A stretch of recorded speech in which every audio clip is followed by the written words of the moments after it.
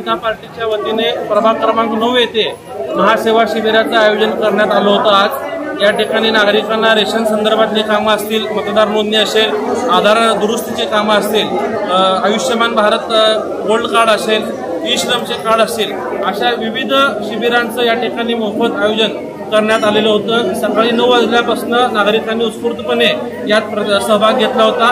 संपूर्ण प्रभाग 9ची भारतीय जनता पार्टीचे सर्व पदाधिकारी, सर्व सहकाऱ्यांनी या ठिकाणी परिश्रम घेऊन अत्यंत चांगल्या पद्धतीने नागरिकांना या ठिकाणी लाभ देण्याचा सर्वजण या ठिकाणी प्रयत्न करत आहेत। या शिबिराचा लाभ गरजवंत लोकांना होत आहे याचं आम्हाला समाधान आहे।